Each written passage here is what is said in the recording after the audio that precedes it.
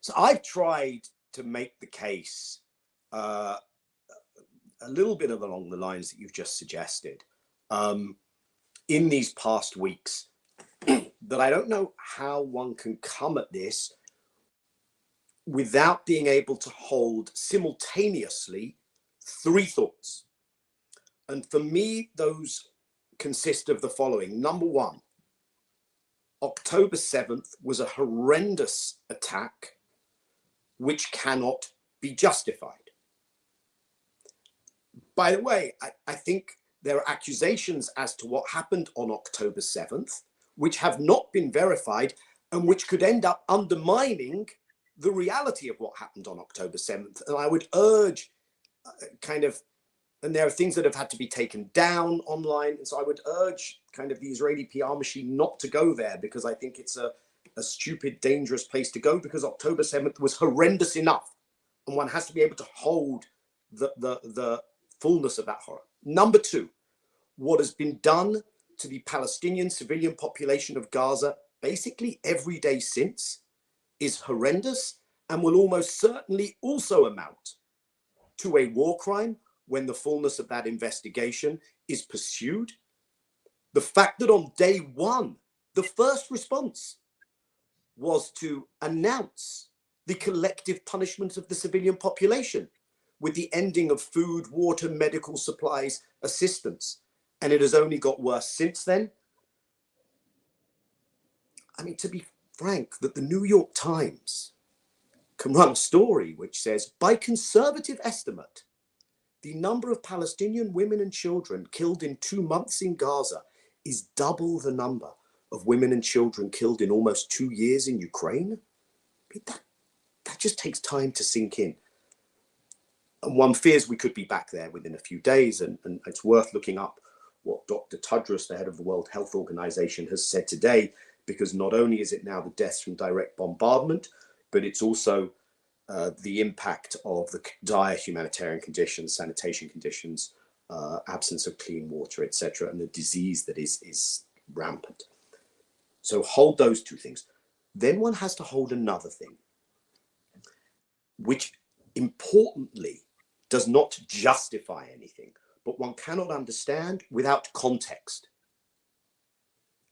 On October 6th, Israelis lived a pretty normal life. On October 6th, Palestinians were subject to the structural violence of a permanent military occupation and of a regime that has been, with a high degree of legal accuracy, defined as meeting the definition of apartheid, not only by Palestinians, but by Israeli human rights organizations, and of course by Human Rights Watch and Amnesty International in the last 2 to 3 years. Now, why is it so difficult to hold those three things simultaneously? And that, I think, takes us into the terrain of this conversation around the discourse, because the starting point has tended not to be that, but the starting point, and because this is sensitive stuff, I'm going to look at some things I jotted down earlier, but I'm not going to take too long, I promise. The starting point has tended to be evocations of fear, trauma, hierarchies of victimhood, exceptionalist demands for denunciation. And it becomes so difficult because it's embedded in a story. And you said I'm in diaspora, which is, of course, a very loaded term, right? Diaspora applies, there's a center and there's an outside. And so, unfortunately, and I think this makes it really difficult for people not of my community, not of my faith, to feel, how do I get into this? Because this also comes down to, what does Jewish identity look like for an awful lot of the community, and the extent to which Israel has become the secular religion for so many people of a Jewish background, and the role that anti-Semitism and how it has transitioned in how it's defined has come to play. So there is, of course, a history of thousands of years of Jewish life, and then there's a history of how diaspora interacts with Israel in the age of Zionist hegemony. And it has gone through different iterations, pre-state, immediately post-state. People, and I won't have time to go into it, but something like the Blaustein-Ben Gurion understandings, where actually mainstream American Jewish communal leadership early on said, hey, we speak for the Jews in America. Israel will support you, but stay out of our affairs. We are the interpreters and the defenders of Jewish life. Until you've reached this moment of, and probably right now we are in the moment of maximum symbiosis between those two things. Now, you can only make sense of this if one understands that at a certain point, and I think this is rational in terms of Israeli statecraft, that at a certain point, the state of Israel realized things are not going to get better for the Palestinians. That's not the policy. People are increasingly going to call out the realities on the ground. And perhaps one of the best tools in opposing that is to go on a journey of redefining what constitutes anti-Semitism. So change the terms of the debate. Rather than responding to how do you answer the fact that your state is an apartheid state, if you were Israel, you'd much rather be having the argument, well, how dare you say that? You must be an anti-Semite. And here I've teed up a definition of anti-Semitism, which means the very framing of that question means you've violated that. Ian Lustig, amongst others, has written of the Holocaustization of how we see the Palestine conflict. It's not new. Menachem Begin in the Lebanon War talked about Arafat being in the equivalent of Hitler's bunker.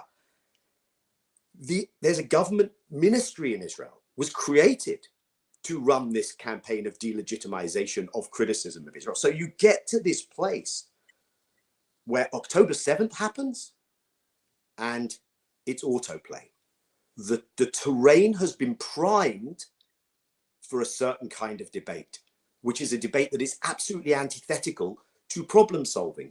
And if there have been, people may have come across what Omar Bartov at Brown University has been saying, and I'd urge people to look it up if they haven't seen it. So this is one of the preeminent Jewish Israeli genocide Holocaust scholars who's looking at this and screaming really about what's going on, and is dismissed. Many of the most preeminent tenured Holocaust Jewish studies, Jewish history scholars are being totally dismissed because it doesn't fit in the narrative. And when people look and say, wow, those Jewish Voice for Peace, those if not now guys, they seem pretty worked up and agitated, don't they? And I think they're so agitated because this feels to them like they are doing the most Jewish thing, and yet it is very marginalized in the community because the terrain has been so primed. Let me make one last comment, if I may, because I think this is crucial. If you add another layer to this very problematic reality that I've described, which is power asymmetries. So there's a power asymmetry over there where Yael and Suha are. And that's the power asymmetry between an occupying state and an occupied people. But there's a power asymmetry in Western democracy and in the US. And maybe I can best capture that power asymmetry by calling it campus versus Congress.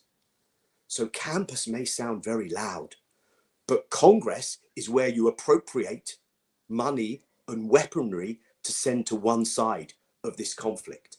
And that power asymmetry, I think, also leads to people thinking, how do we get our voice heard in a democracy where, even where much of the public is at, where justice seems to be at, is totally out of kilter with where our political dynamics are at. Someone has called this,